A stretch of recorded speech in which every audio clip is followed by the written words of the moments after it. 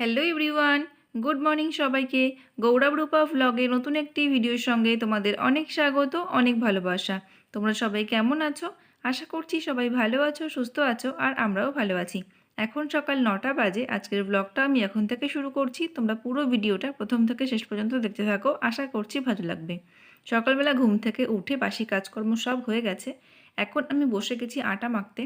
আজ সকালে রুটি হবে।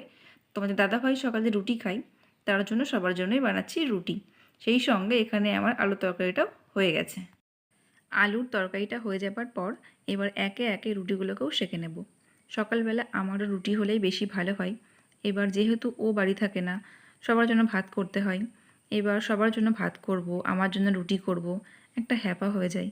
তারপর তো সময়েরও একটা ব্যাপার থাকেই। তো যাই হোক, আমাকেও ভাত খেতে হয়, কিছু করার নেই। নিয়ে নিয়েছি রুটি, আলুর তরকারি আর কাঁচা লঙ্কা। ঝাল খেতে আমি ভীষণ ভালোবাসি। ভাত হোক বা রুটি, কাঁচা লঙ্কা আমার অবশ্যই চাই।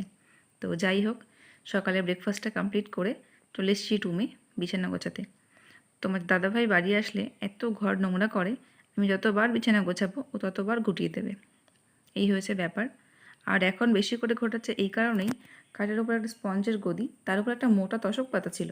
তো এত উঁচু হয়ে গেছে আর গরমও লাগে, তার জন্য তশকটা আমি নামিয়ে নিয়েছি। এবার খাটটা একটু স্লিপি হয়ে গেছে, তার জন্য বেশি ঘুটিয়ে যাচ্ছে। এখন মনে হচ্ছে তশকটা আবার পাতবো, নাহলে দিনে 10 বার বিছানা গুছিয়ে আমি আর পেরে দিচ্ছি না। যেহেতু সকালে রুটি হয়েছে, দুপুরের ভাতটা সকাল সকালই করতে হবে।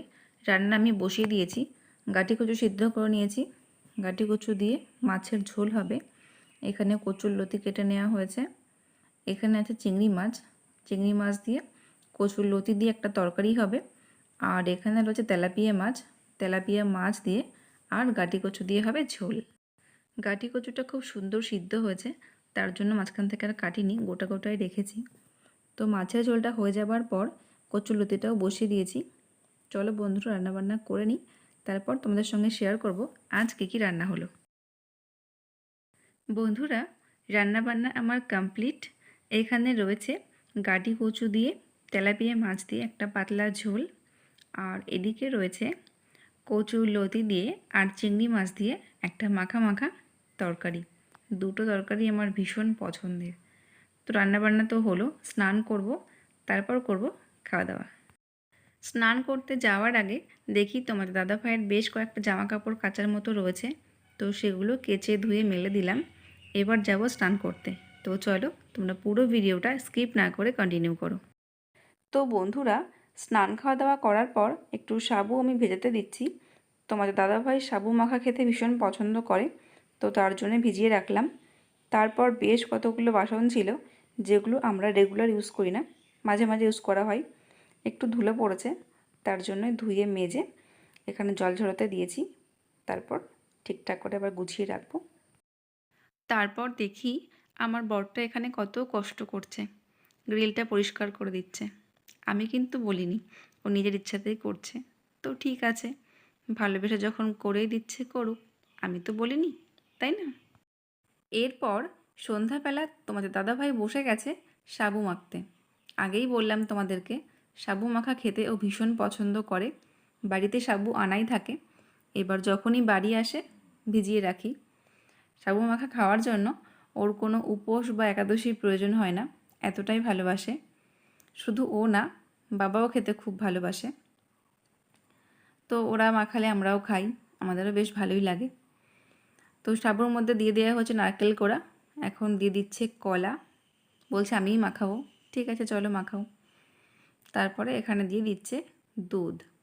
একবার দেখো বন্ধুরা, দুধের কালারটা আর সাবুর কালারটা, দুধটা কেমন একটু হলদে হলদে কালার হয়ে গেছে না?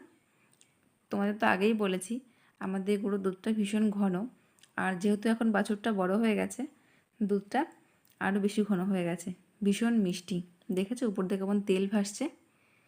দুধটা খুব ঘন আর খেতেও খুব মিষ্টি। এই দুধটা দিয়ে যদি টক দই পাতানো হয়, খুব বেশি টক হয় না, জানো তো। আবার আমরা মাঝে মাঝে ঘিও বানাই। তো দেখো, এখানে দিয়ে দেওয়া হলো চিনি। এবার এখানে দিয়ে দিচ্ছে একটু এলাচের গুঁড়ো। এলাচের ফলটা একটু আমাদের মধ্যে গ্রেট করে, মানে একটু থেতলে নিয়ে দিয়ে দিল, যাতে সেন্টটা সুন্দর হয়।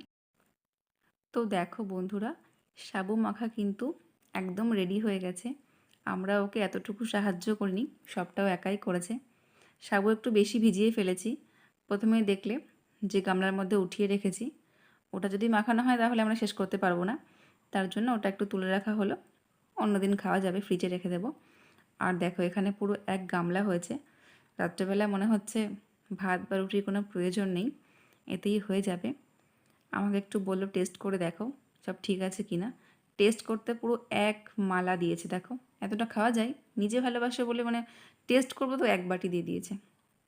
তো দেখলাম মিষ্টি টিষ্টি সব ঠিকই আছে, এখানে সবাইকে দিয়ে দিচ্ছে, মায়ের জন্য, বাবার জন্য, দিদির জন্য, আমার জন্য, আর ও তো আছেই। তো সাবু তো দেখতেই পাচ্ছ এতটা মাখিয়েছে, রাত্রেবেলা এতেই আমাদের হয়ে যাবে মনে হচ্ছে। তো যাই হোক, তোমরা কারা কারা সাবু মাখা খেতে ভালোবাসো আমাকে কিন্তু অবশ্যই কমেন্টে জানিও। তো চলো বন্ধুরা, আজকের ভিডিওটা এখানেই শেষ করছি। ভিডিওটা তোমাদের কেমন লাগলো অবশ্যই কমেন্টে জানিও। তোমাদের সঙ্গে দেখা হবে নতুন কোনো ভিডিও নিয়ে। ততক্ষণে তোমরা সবাই ভালো থেকো, সুস্থ থেকো, সাবধানে থেকো। টাটা।